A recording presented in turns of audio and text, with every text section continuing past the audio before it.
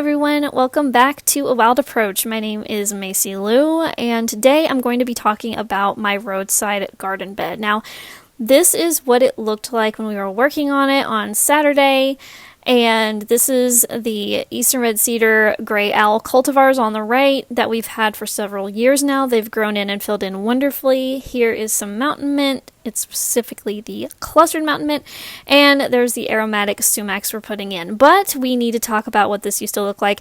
This used to be full of non-native invasive honeysuckle and privet. And then at the time, we did have some of those little Eastern Red Cedar owls. That's what they used to look like when they were first put in. And back to the mess. So it was a tangled mess of vines and privet and honeysuckle that was not native. And these privets were so big at this point, they were trees. We had no clue what privets were back when we moved here. We didn't even do any gardening back when we first moved here. We were kind of homebodies. We stayed inside a lot, played video games. And as we got older, we went outside more. And we were like, what are these shrubs? I thought they were going to stay shrub-sized. And so we finally, in 2020, 2021, started thinking about what are we going to do about these. And so I found out that they were invasive because I was doing a lot more native plant gardening, finding out what was invasive and what was native.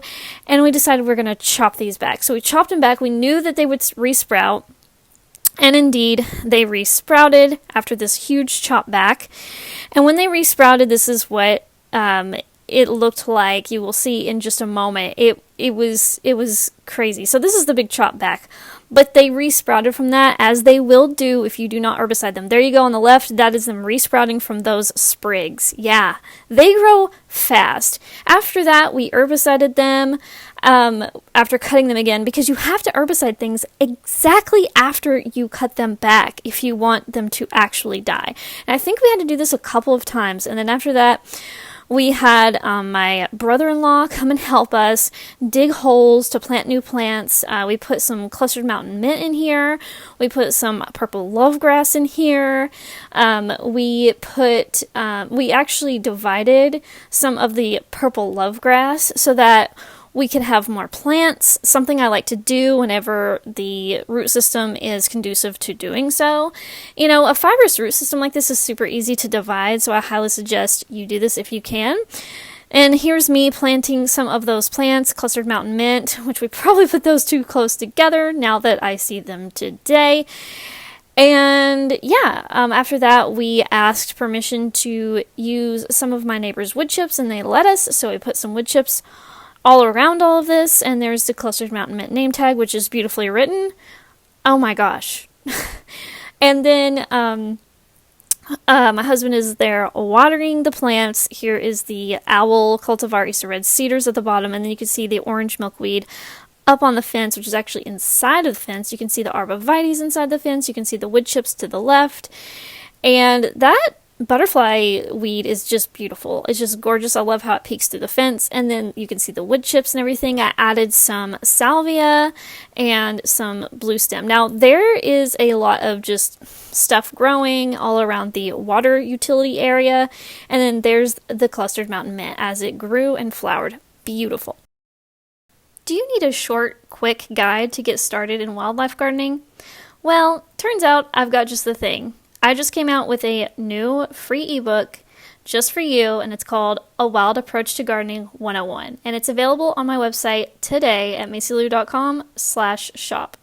It's free, so go check it out. What do you have to lose? Hey guys, can you do me a quick favor, pretty please? Could you hit the like button and the subscribe button under this video? It really helps me know which videos resonate with you guys. Now let's get back to the show.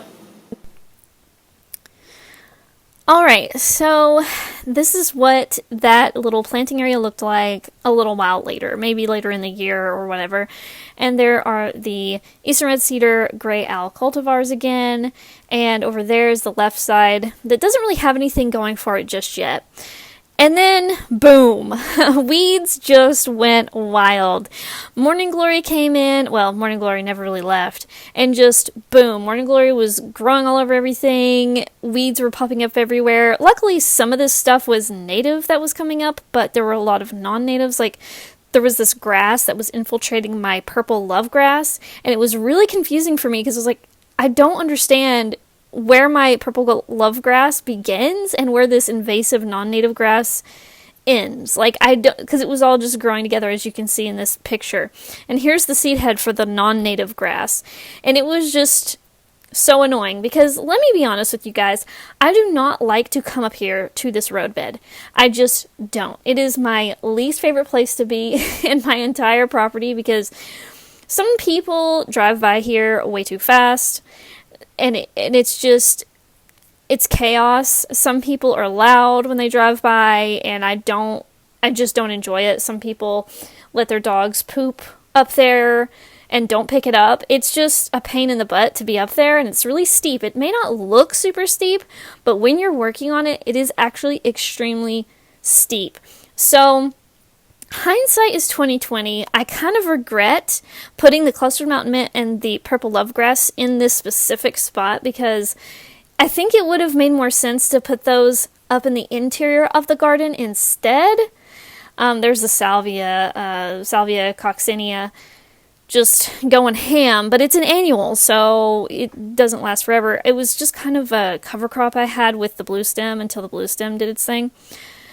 But anyway, so I decided I'm going to put some shrubs up here because I think shrubs are a better plan, even though that's what we took out. We took out non-native invasive shrubs, and I'm like, okay, I think we need to put in some native shrubs. We already have the gray owl eastern red cedar cultivars, which are beautiful and I love them, but I want a little bit of diversity up here, like a tiny bit. Like, I could just plant like a solid hedge of those gray owl eastern red cedars, but I want some kind of diversity up here. So instead, I picked up some aromatic sumac, which was on sale from Overhill Gardens, which is wonderful. They have a huge selection of plants.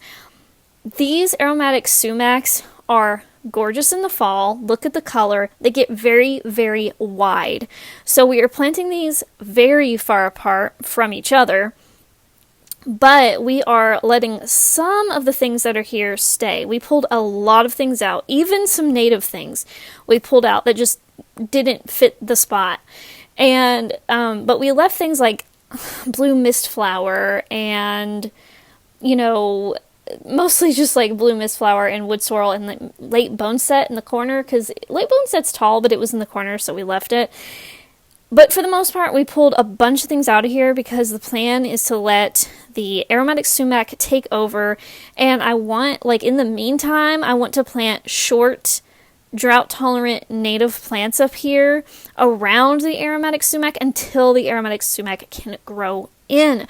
Because I recognize that this empty space, this empty ground is just going to get filled with weeds again. I get it. Some things are probably going to have to be herbicided. Things that are trees, you know, just things that we don't want there. But there is a straight species eastern red cedar growing in the corner, and actually I'm keeping it. I'm hoping I can keep it trimmed because I cannot let it get too big. But it is in the corner, so it can be okay because it's not near the power lines or anything like that. Anyway, here's the little blue stem, mountain mint, and then the gray owl eastern red cedar shrubs. They look beautiful. I just didn't want the entire roadside bed to be them because to me that's like too much of the same thing. Even though it's like a very wispy, like very lush plant, it would still look too formal for me because if it was just a wall of it. So I'm trying to add some diversity but still put things that make sense, and I think I'm going to move the cluster mountain mint and the grasses into the interior of the garden or into this driveway garden that you see right here where I'm showing you the fall color and everything. I might put the blue stem up here and the cluster mountain mint up here because I just think that those deserve a better spot for them. And like, even though they're growing just fine, I don't go up to that roadbed and pull weeds very much. Like, I don't want to touch it very much at all. I don't want to think about it very much at all. I just want it to be pretty as we drive up our road and we see it. Like, I want us to see the beauty. I want neighbors to get to see the beauty. And I just want it to be basically maintenance free. And I understand that that's just not I understand that that's fantasy, like you have to maintain things, but I want to go up there a couple times a year, pull things out that are invasive, and then go on with my life, because I prefer to maintain things closer to my house, like up, within the fence.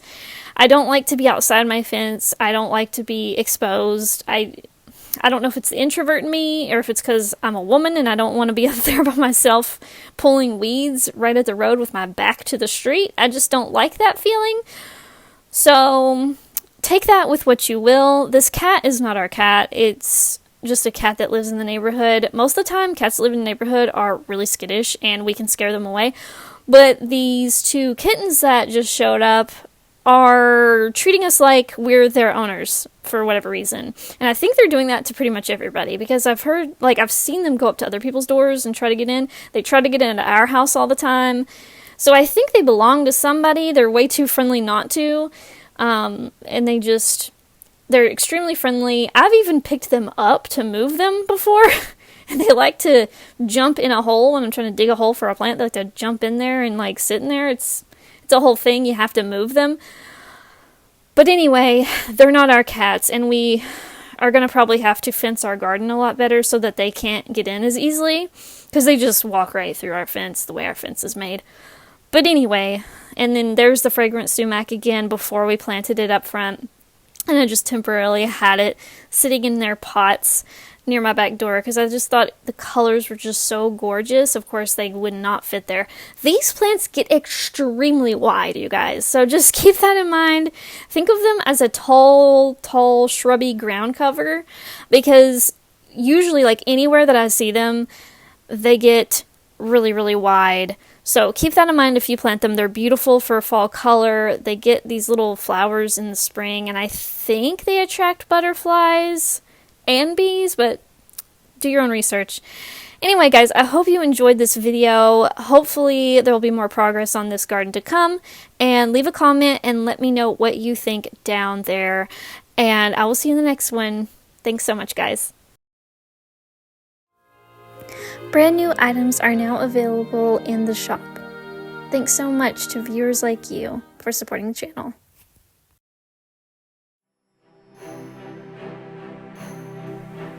To support the channel, like the video, comment, and subscribe. You can also support my work by buying art from me at macylou.com. Thanks for watching!